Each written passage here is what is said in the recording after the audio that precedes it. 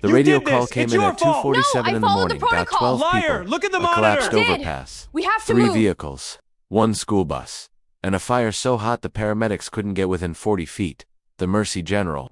Emergency room was already flooded. 3 trauma bays running. 2 surgeons scrubbed in. Every nurse on shift, moving at a dead sprint through blood-streaked hallways. But none of that mattered in the next 60 seconds, because the incoming report said what no one in that ER wanted to hear. Pediatric.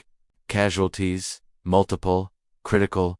Charge nurse. Dominic Fair grabbed the intercom. His voice cut through the noise like a blade. All available trauma personnel. Base 7. Another room pivoted.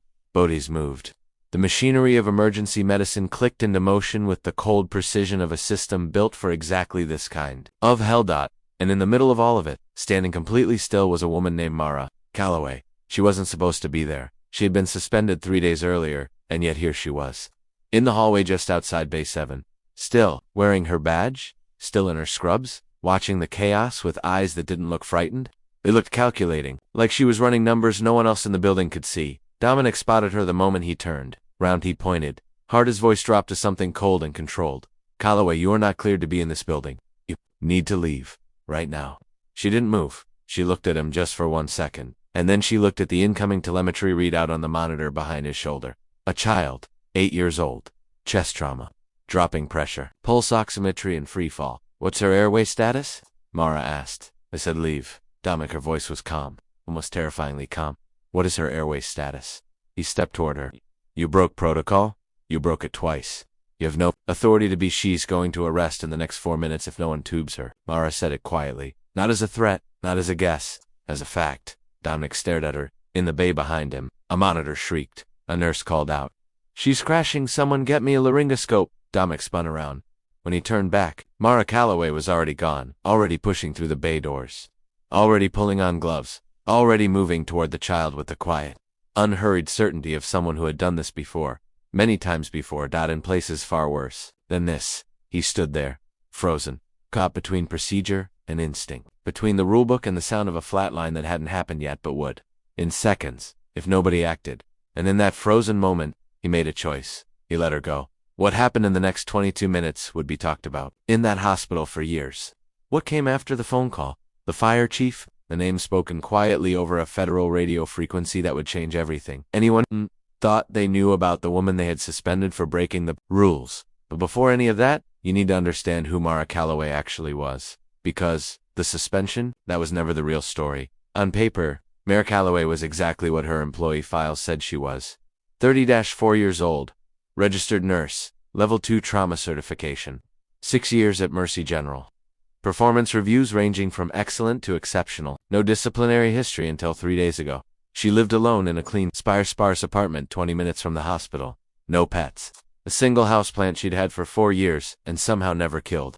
She drove a 10-year-old Subaru with a cracked rear bumper and a parking permit for Lot B. She bought the same black coffee every morning from the cart on the corner of 5th and Del. She wore her dark hair pulled back in the same low, not every single shift, every single day. She was, to anyone watching, completely ordinary. But a few people had noticed things over the years. Small things.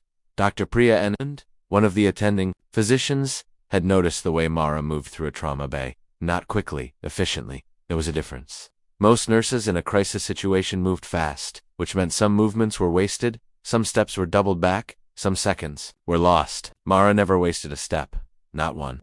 It was almost eerie, the way she seemed to already know where every instrument was.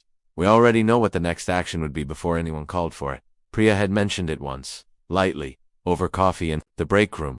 You move like you've done field triage, she'd said. Like actual field triage, not simulation. Mara had smiled, poured creamer into her cup. I just pay attention, she said. Priya had let it go, but she hadn't forgotten it.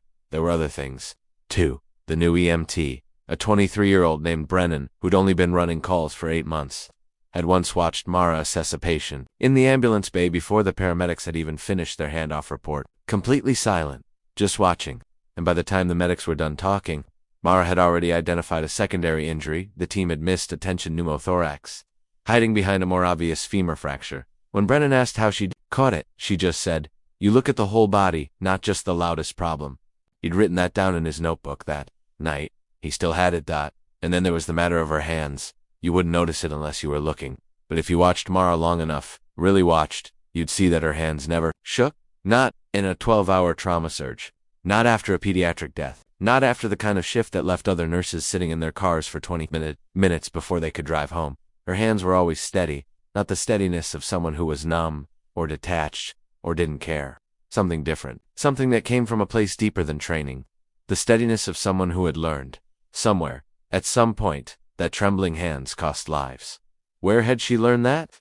Her employment file said she'd graduated nursing school in Ohio, or 2 years at a county hospital in Columbus. Then came west to Mercy General. No military service listed, no federal certifications on record, no gap years, no unexplained periods of employment. But if you really looked, there was one anomaly, a quiet one. Between her second year of nursing school and her first job in Columbus, there was a 10-month period. No employer listed.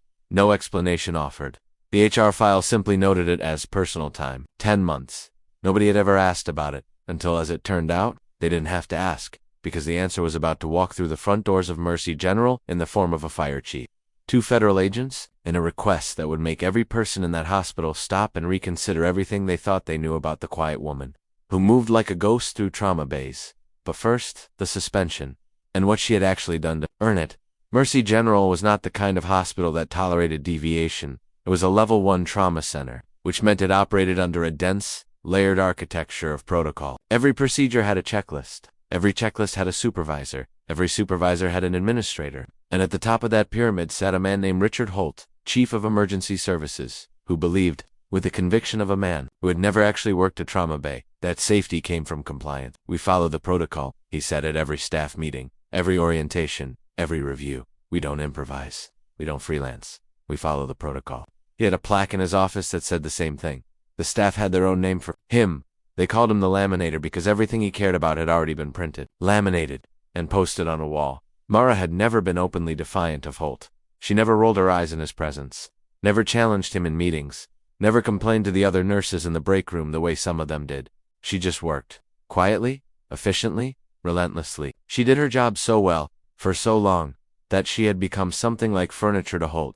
Present, functional, unnoticed until the night. 6 days before the suspension, a man came into the ER at 11:15 p.m., mid-50s, presented with what the intake nurse coded as a gastrointestinal complaint, nausea, upper abdominal pain, some mild diaphragm. The triage algorithm scored him a 4 on inertia. He was moved to a waiting room chair and told it would be approximately 90 minutes. Mara was walking through the waiting area on her way to radiology when she saw him. She stopped, she looked at him for no more than 4 seconds, and then she walked directly to the charge nurse desk, bypassed the queue, and said, "The man in seat 12 is having a STEMI. We need him in a bay right now." The charge nurse on duty that night, a man named Patrick Sewell who had seniority over Mara and knew it, looked at her with the particular expression of someone who has been interrupted and resents it. "He's been triaged, Calloway. Score of 4. You're not his nurse, I know, but he's been his jaws clenched. He's rubbing his left forearm against his leg. He doesn't know he's doing it. That's referred pain. And he's sweating through a short-sleeve shirt in a 68-degree waiting room." Sewell looked at her for a long moment. He said his stomach hurt, he said slowly, as if she hadn't heard the original triage. "Heart attacks lie," Mara said, "especially in men his age." "Please." Sewell did not appreciate the word please. It had the texture, coming from Mara, of something barely restrained. He told her to return to her assigned patients and trust the triage system. She returned to her assigned patients. She lasted 11 minutes. Then she walked to seat 12 herself. Knelt in front of the man. His name was Gerald. She would find out later. Gerald Marsh. Retired school teacher. Grandfather of 4, and she took his wrist. 60 seconds later she was calling a code. Gerald Marsh survived. 90% left anterior descending artery blockage. The interventional cardiologist who stented him told the ER team afterward that another 20 minutes in that waiting room chair would have killed him. Richard Holt suspended Marrow the next morning. Not for saving Gerald Marsh. For bypassing the triage protocol, for practicing outside her assigned patient scope, for overriding a senior charge. Nurse's decision. He cited 3 separate policy violations. He called her into his office, that clean, careful office with the plaque on the wall, and he laid the suspension paperwork across his desk and told her, with the quiet satisfaction of a man who mistakes process for justice, that the rules existed for a reason. Mara looked at the paperwork. Then she looked at him. "Gerald Marsh is alive," she said. Holt straightened. "That's not the point." "I know," she said softly, and she took the paperwork. She didn't argue, didn't appeal, Didn't cry or rage or go to HR. She just signed it, folded her copy, and walked out of the building into the pale morning light. The nurses on her unit found out within an hour. Most of them were furious on her behalf. Dr. Anand sent an email to hospital leadership that stopped just short of an ultimatum. Even Sewell, who never admitted error, who had a pride as rigid and brittle as old plastic, had been quiet and strange in the days since, like a man who knew he'd done something he couldn't quite name. And Mara Calloway, she went home. T.I. sat by her window and waited, like she'd been taught to. The 3 days of suspension should have been quiet. They weren't. On the first day, a former colleague texted her, "Have you seen the news? Overpass on Route 9 buckled during inspections. Concerns about stability." Mara read the text. Looked out the window at the gray afternoon sky, typed back, "I saw." Nothing more. That evening, she did something that, had anyone been watching, would have seemed strange for a suspended nurse with nowhere to be. She got out a notebook, not a journal, not a planner, but a plain, spiral-bound notebook with a dark green cover, and she began writing. Not notes, not grievances, not a letter to HR. Diagrams. Specifically, a rough sketch of the Mercy General layout, trauma bay positions, entry points, the ambulance bay, the electrical panel locations, the fire suppression zones, the corridor that ran behind radiology and connected, through a fire door, to the hospital's loading dock. She studied it for a long time. Then she closed the notebook and went to bed. On the second day, she drove to Route 9. She parked on the shoulder, a quarter-mile from the overpass, and sat with the engine off, watching the inspection crew work. She wasn't obvious about it. She sat with a coffee cup in her hand, looking like someone who'd pulled over to take a call. But her eyes were moving constantly, measuring the span of the overpass, the traffic density below, the angle of the embankment, the proximity of the gas line marker flags the utility crew had installed along the service road. She was there for 40 minutes. A passing patrol officer slowed, looked at her car, kept going. She drove home. On the third day, the night she appeared in Mercy General's hallway, she had received a phone call at 1:58 a.m. The number was blocked. The call lasted 47 seconds. Nobody who knew Mara Calloway knew who had called or what was said. But 11 minutes later, she was in her car. And 31 minutes after that, she was standing in that hallway, watching the trauma team mobilize, doing the math in her head that no one else in the building knew how to do. Inside the hospital, the chaos was accelerating. The first ambulance arrived at 2:53 a.m. The patient was an adult male, construction worker, crush injury to the lower extremities, stable but screaming. The team absorbed him smoothly. That part, they knew how to do. The second ambulance was different. 2 children, ages 8 and 11. The 8-year-old, the one Mara had already gone to, was the critical case. The 11-year-old was conscious, terrified, asking in a thin, reedy voice for his mother. Nobody knew yet whether the mother was alive. Brennan, the young EMT, was doing his handoff when he saw Mara push through the bay doors. He stopped mid-sentence. She didn't look at him. She was already beside the gurney, one hand on the child's sternum, the other lifting the edge of the cervical collar to check the tracheal position with 2 fingertips. "She's deviated," Mara said to no one and everyone. Right side, classic. Tension pneumo presentation. "We need a needle decompression before we even think about intubation." The resident standing at the head of the gurney, young, sleep-deprived, 3 months out of medical school, looked at Mara, looked at the child, looked back at Mara. "You're the suspended nurse," he said. "Yes," she said. "Do you want to argue about that right now? Or do you want this child to breathe? A beat? 1 second? 2? Tell me what you need," he said. Botmar was already reaching in the hallway outside. Dami Ferrer was making a call he never thought he'd make. He was calling Richard. Holt out at 3 in the morning. Holt picked up on the 4th ring, voice thick with sleep and irritation, and Dominic told him, in the flattest possible terms, that Mara Calloway was currently performing an emergency procedure in Bay 7 on a pediatric critical patient, and that if Holt wanted to come down and physically remove her, he was welcome to do so. But that Dominic himself was not going to be the one to pull her away from that child. Holt was silent for 7 seconds. "Document everything," he finally said, and hung up. Dominic stared at his phone. Somewhere in the building, a second monitor began alarming. The 3rd ambulance was inbound. ETA 4 minutes. 2 more patients. One of them, the dispatcher's voice, was careful, controlled, the way voices got when the information was very bad. One of them was a firefighter, caught in the collapse while trying to reach the bus.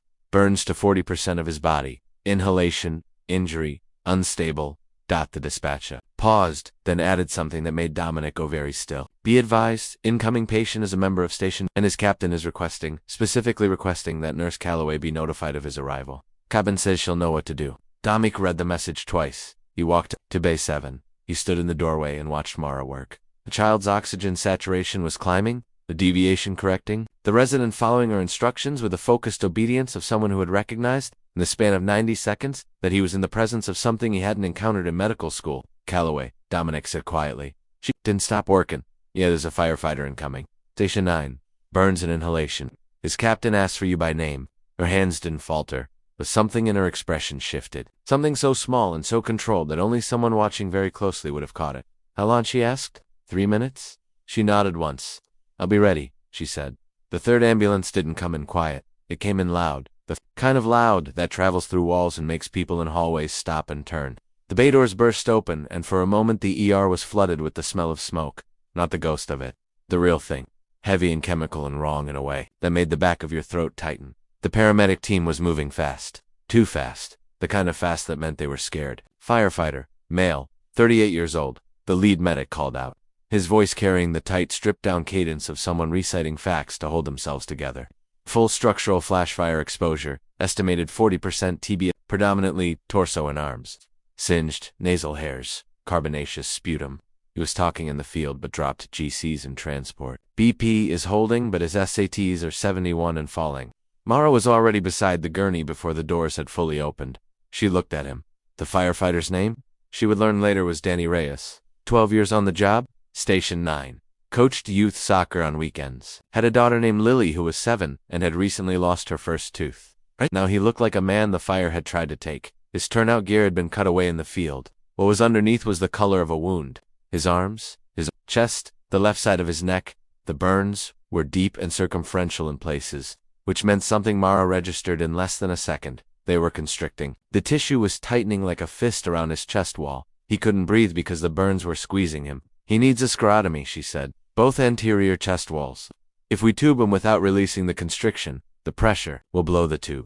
The attending physician on the burn case was Dr. James Wolfe, competent, experienced, but a general emergency physician, not a burn specialist. He looked at Mara with the controlled uncertainty of a man who knew what she was describing and also knew it was not a procedure he performed regularly. We have a burn surgeon on call, he started. How long? Wolfe checked. 13 minutes? Mara looked at Danny Reyes. His SAT hit 68. He doesn't have 13 minutes, she said. In the doorway behind them, Dominic Ferrer stood. He wasn't intervening.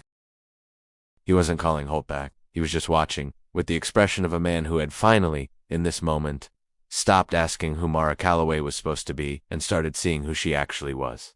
Wolfe looked at Danny Reyes. He looked at the monitor. He looked at Mara. Walk me through it, he said. She did, calmly, precisely, in the clipped, sequential language of someone who had talked physicians through procedures before, not in simulation, not in classroom scenarios, but in real conditions, under real pressure, with real people dying in front of her. Her voice never rose. Her hands never shook.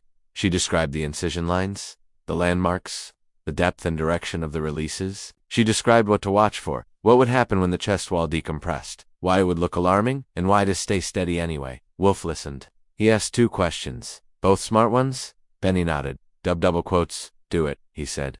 I'll be right here. She scrubbed, gloved, picked up the blade. The room went very quiet, the particular quiet of people who were holding their breath. And Mara Calloway made the first incision. What happened in the next 9 minutes was, by every measure, extraordinary. She worked with a stillness that seemed to belong to a different category of human experience than what the rest of them were doing. While the room moved and shifted and recalibrated around her, nurses adjusting lines. The respiratory tech managing the airway, Wolfe calling out vitals, Brennan at the door relaying information from other bays. Mara was in a kind of isolation. Complete, self-contained, every motion deliberate, every pause intentional. Danny Reyes's oxygen saturation climbed. 60-8, 72-70-8. Then, with the second release on the right anterior chest wall, something gave. The tissue decompressed. The constriction broke, and Danny Reyes with his daughter named Lily and his youth soccer team took a breath. Real one? The respiratory tech said, quietly, like it was almost too fragile to say out loud. He's moving air. The room exhaled. Both looked at his own hands, then at Mara. Where did you learn that? He asked. She didn't answer. She was already assessing the next problem, the fluid resuscitation, the wound coverage, the protocol for inhalation injury. But, across the bay, by the door, a figure had appeared that none of the medical staff had noticed arrive. A large man, 50s, wearing a white dress shirt and a fire department command jacket. eyes that had seen a great deal and were currently working very hard to remain composed. He was looking at Mara. She looked up. Something passed between them. Not surprise, not quite recognition. Something older and quieter than either. He said her name. Not Nurse Calloway, not ma'am, just her name. Mara. She straightened, pulled off the top glove, looked at him for a long, even moment. Chief Harlan, she said. The room, which had been slowly returning to its operational noise and motion, went still again. Dominic Ferrer looked at the fire chief, then at Mara, then at the fire chief again. He opened his mouth, closed it. Wolf said, very quietly, to no one in particular, "Who is she?" And Chief Harlan, who had been fire chief of this county for 19 years and had seen things that would make most people's nightmares seem gentle, looked at the man and said something that no one in that emergency room had ever heard said about a Merced general nurse. He said, "She's the reason 3 of my men are alive tonight, and she's the reason 37 people came home from a building collapse in 2019 that nobody in this room has ever heard about." He paused, because she made sure they never had to hear about it. Silence. Thick. Total. The kind that only when a room full of people has just been handed information that fundamentally rearranges something they thought was already assembled. Dominic Ferrer set down his clipboard, and for the first time in anyone's memory, he didn't know what to say. It came out slowly, not in a dramatic confession, not in a tearful admission. It came out the way real things come out, piece by piece, in a hallway, between people who had just been through something together and were still slightly trembling from it. Chief Marcus Harlan was not a man who used many words, but he used enough. Mara Calloway, the one who bought black coffee from the corner cart and drove a 10-year-old Subaru and lived in a clean, sparse apartment, had not spent her 10 mysterious months between nursing school and Columbus on a personal sabbatical. She had spent them in the field, not a hospital field, not a clinical placement, the field. She had been recruited quietly, without announcement, the way such things always happened, into a joint federal task force that no one would ever find on any public document. A rapid response medical unit designed for exactly the kind of scenario that fell between the categories: mass casualty events and locations that weren't accessible to conventional emergency response, industrial disasters, structural collapses in compromised terrain, situations where standard protocols didn't apply because the environment had consumed the standard world. She had been 24 years old. She had been, by every account Chief Harlan could offer, the best field medic the unit had ever trained. The 2019 incident he'd referenced, a partial collapse of a parking structure attached to a downtown office building during a gas line rupture, had happened on a Tuesday morning. 42 people had been trapped. The fire department had made entry with full structural collapse protocols, but the gas was still leaking, the building was still moving, and 3 firefighters had been caught in a secondary drop. Mara had been in the city for a conference. She'd heard the calls on a scanner. She always kept a scanner. Old habit. She had walked into a collapse zone that everyone else was walking out of. She had reached the 3 pinned firefighters before the rescue team could re-establish a safe entry corridor. She had stabilized all 3 in the field, in the dark, in the gas, with the building groaning above her, and she had guided them out by the time the second rescue team made entry. She had then walked back to her conference hotel, changed her clothes, and attended the afternoon sessions. She had never spoken about it publicly. The official incident report listed the rescue as performed by the rapid response team. Her name didn't appear. That was the way she'd been trained. That was the way she preferred it. Dominic Ferrer listened to all of this, standing in a hallway at 3:45 in the morning with a clipboard he'd forgotten he was holding. "Why a hospital?" he finally asked. "Why here? After all of that, why here?" Chief Harlan looked at Mara. She looked at the floor for a moment, then up. "Because this is where people come," she said simply. "And sometimes the most dangerous place. 2V is the place where no one thinks anything dangerous can happen." Dr. Anand, who had arrived at some point during Harlan's account and was standing near the wall with her arms crossed and an expression of someone whose long-held suspicion had just been confirmed by the entire universe, made a small sound, something between a laugh and a sigh. "I knew it," she said softly. "I knew it." Mara looked at her, but the corner of her mouth moved. Not quite a smile, but close. The moment would have held longer. But it was interrupted by Brennan, young, earnest, Brennan with his notebook, who came around the corner from Bay 7 with an update that required Mara's attention. Denny Reyes was stable. His oxygen saturation was holding at 90. The burn surgeon had arrived and was reviewing the escharotomy sites and calling them, in the careful language of someone who rarely gave compliments, technically appropriate. Danny had regained consciousness enough to ask, in a voice like gravel and smoke, "For water." When Mara walked into the bay, he looked at her. He didn't ask who she was. He just looked at her with the look of a man who knows, at an elemental level, that he is alive because of someone specific. "Hey," he said. "Hey," she said. "You're going to get in trouble for this," he said. She pulled the chair beside his gurney and sat. "I'm already in trouble," she said. He almost smiled.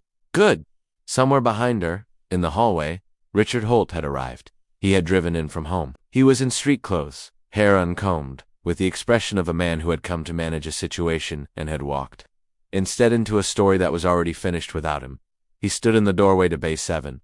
He looked at Mara. He looked at the chief. He looked at Danny Reyes, breathing steadily in the bed. And for once, for the first time in anyone at Mercy General's memory, Richard Holt, the laminator, the man who believed that safety lived in compliance, had nothing to say. By dawn, the score was simple. 12 incoming patients. 12 alive. The 8-year-old girl, her name was Sophia, had been extubated by 6 a.m. and was asking for her brother. Her brother, the 11-year-old, was in the bed next to her. And when the curtain between them was pulled back, he grabbed her hand and didn't let go. Danny Reyes was moved to the burn ICU. His wife had arrived at 4:30 a.m. And the sound she made, when she saw him alive, breathing, talking, was the kind of sound that doesn't need translation. In Bay 7, a cleanup crew moved quietly through the aftermath. Instruments returned to trays. Monitors reset. The machinery of emergency medicine restoring itself to ready. And in the break room, at the end of the corridor, Mara Calloway sat at a table with a cup of coffee gone cold, and her hands finally, still in her lap. Dominic came in, sat across from her. He didn't say anything for a long time. Then, for what it's worth, I'm sorry. About Sewell. About Holt. About all of it. She looked at the coffee cup. Gerald Marsh is alive. I know. Danny Reyes is alive. I know. Sophia is alive. He was quiet. Yeah, he said. Yeah, she is. At 7:15 a.m., Chief Marcus Harlan walked into Richard Holt's office. The conversation lasted 8 minutes. No one else was present. At 7:24 a.m., Holt emerged and walked to the break room. He placed Mara's suspension paperwork on the table in front of her. Ida had been stamped in red ink with a single word, rescinded. Ida had not speak. He did not make eye contact for more than a second. He walked back out. Mara looked at the paperwork for a long moment. Then she picked it up, folded it once, and slid it into her pocket. She stood, pulled her badge from her other pocket. She'd had it the whole time and clipped it to her SCRUBS. She picked up her cold coffee, and she went back to work. There's a photo on the wall of Station 9's common room. No context on the frame. No caption. Just a photograph taken in a hospital hallway at roughly 4 a.m. A little blurry the way phone photos taken in fluorescent light always are. It shows a woman in scrubs, badge clipped to her chest, walking toward a trauma bay. Her head is slightly turned, her hands are at her sides. She looks completely calm. The firefighters at Station 9 know who she is. They don't say much about it, because she wouldn't want them to. But if you really ask, one of the older ones will tell you that there's a category of person the world produces. Very rarely the kind who doesn't help, because someone's watching. The kind who doesn't stop because someone's telling them no. The kind who simply does what needs doing, as many times as it needs doing, as quietly as the night allows. Mara Calloway went back to work that morning like nothing had happened. Because, for her, it had an asterisk. This was just Tuesday.